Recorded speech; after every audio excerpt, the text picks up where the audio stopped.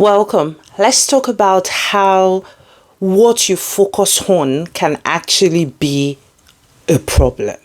Okay, my name is Orebukola. I am a career mentor and also an inspirational speaker. Thank you for joining me in this video where I'll be talking to you about your focus can be a problem. What you actually focus on can be the problem. Now, there are some reframing that you can do when it comes to the life situation that you're going through or the situation related to your career that you are going through. I have seen situations where people focus on their job, on their inability to progress to the next level, and then they focus on just that. I want to get promoted. I need that salary increase. I want to get promoted. And every single day they wake up and they go to work, all they talk about is I want to get promoted and I want to get promoted now, and they are not seeing that promotion is forthcoming. I would rather think that they need to reframe what they put their focus on. So rather than focusing on that promotion that is not forthcoming, why not focus more on the skills that is required for that progression?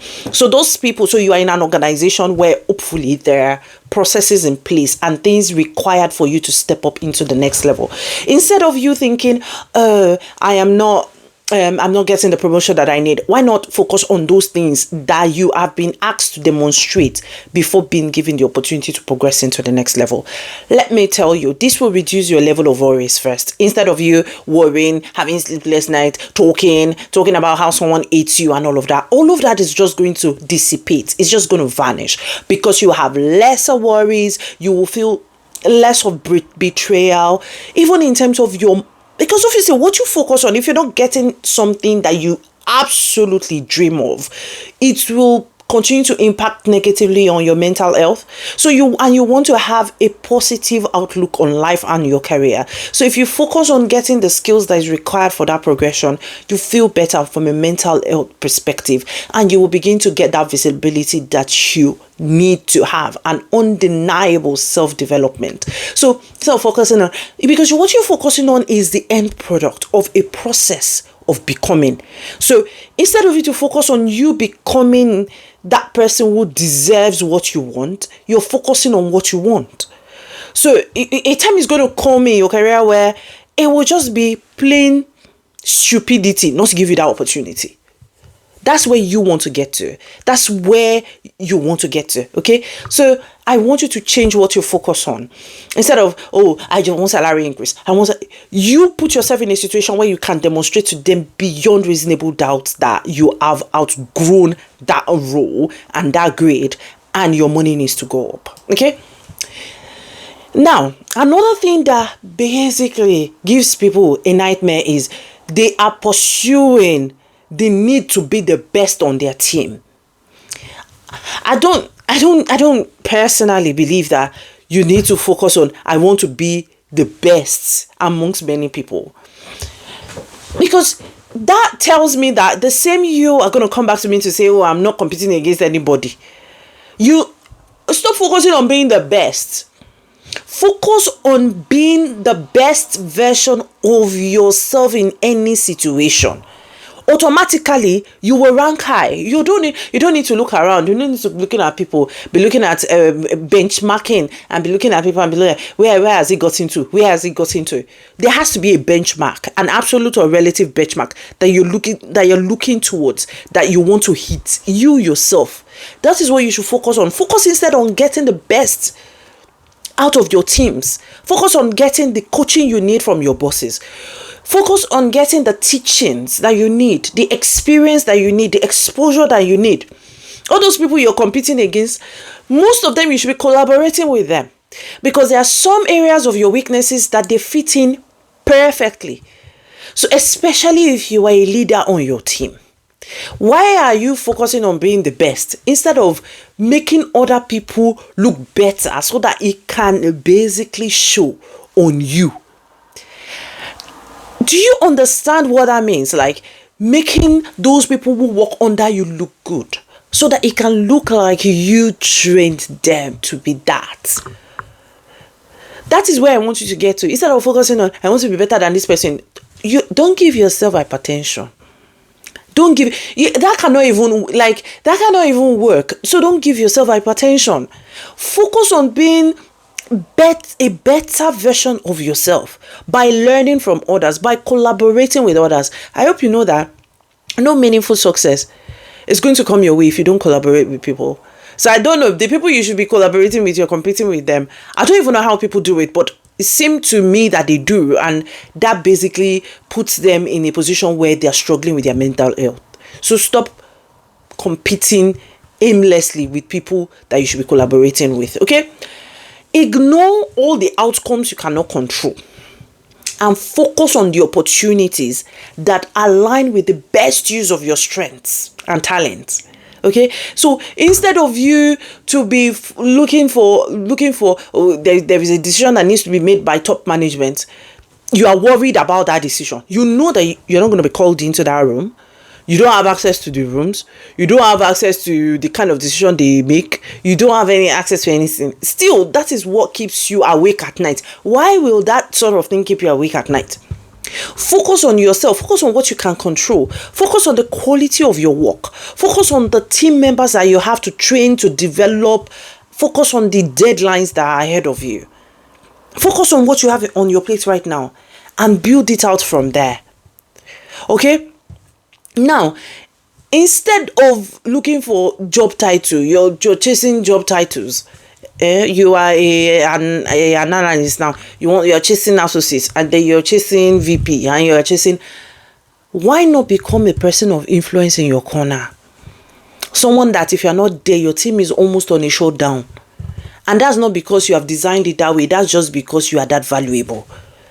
Why not focus on that? All those titles will come normally because they are leaders without titles.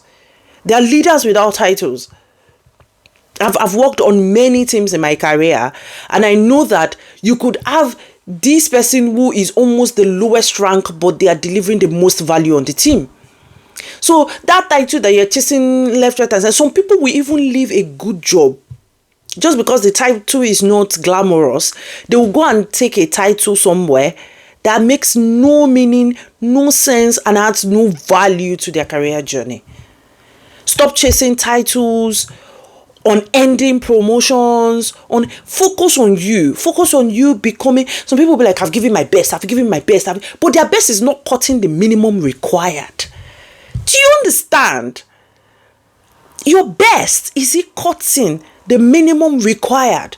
Because you're focusing on the outcome, but you're not willing to do the work that gets you to the outcome.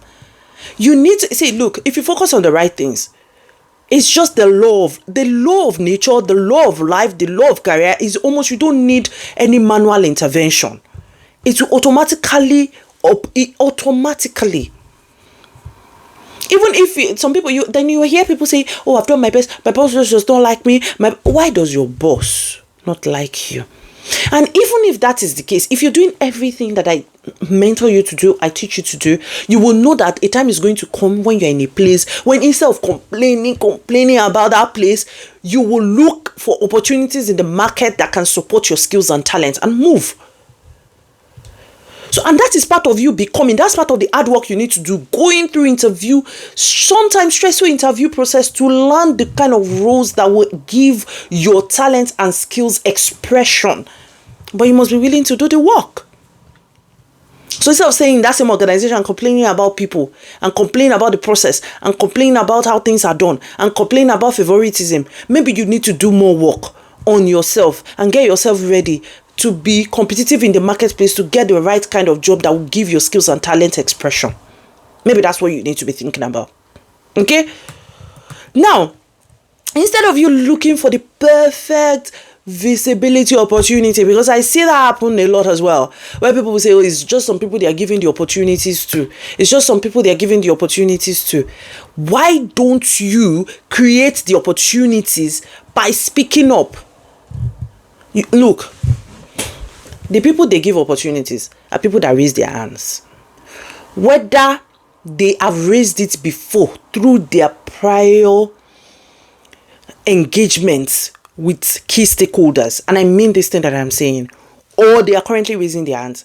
Do you know that while you have been in that organization for 6 months, for 2 years, you have never gone to your boss to say, please, what opportunities are out there in the wider teams that I can take advantage of? You have not had that meeting, have you? In the last 1 year, have you had that meeting to say, how can I support? I know I'm in finance, but how can I support this new project that we are talking about from a sales and marketing or branding perspective? How can I support? Even if it's attending meetings, sharing my own, ideas and opinion, how can I support? When was the last time you had that meeting? Meanwhile, there's someone in your organization right now who obviously they won't tell you. They will go and meet your boss. They will say, is there anything that is going on, top level that I can support? They'll be like, maybe we need someone to help us, pull all the reports for the board meetings together, or pull this for this, something together. That's how they will just start giving the person opportunity, because they see that the person is willing to do more than they are currently doing. And then but on the outside, you will see that they are giving those persons the opportunity. You will not think that it's your person that went to tap them to come and take the opportunity. No, it's because they raised their hands. And that's the thing you should also try to do. So while you are waiting for them to come and say, oh, do you like this opportunity? I'm not saying it though, personally. Well, it happens where they will say, oh, there are this opportunity. Anybody who wants to volunteer, there are those cases. But the main opportunity, you have to be deserving of it by previously raising your hands for smaller opportunities. And that's what you need to think about. Okay? So no one big visible opportunity will just show up on your lap. You need to create it by speaking up. When you go to meetings, speak up. Say, okay, how can I help? What can I do?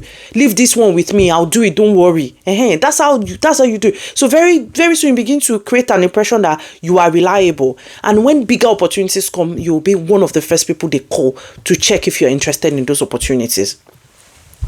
Now, instead of focusing on having beginner level expertise, on just beginner level skills across board, report writing beginner level, communication beginner level, everything beginner level, why don't you focus on, okay, this I seem to enjoy public speaking, I seem to enjoy it when I moderate meetings. Why don't I look for opportunities to be the one moderating most of the important meetings in this organization or on my broader team? Why can't I position myself in that situation? Okay, and then start building expertise. Take courses on your own money. Take courses, read on public speaking, do that. In fact, start building a brand outside of your normal work around public speaking. Because what you focus on is who you become. The part of life that you focus on is what you experience. Okay, so your focus is important. If you're focusing on the wrong things, there's going to be massive problem. And you will see yourself saying, I don't even have clarity. I am confused. You will be if you're focusing on the wrong things. Okay?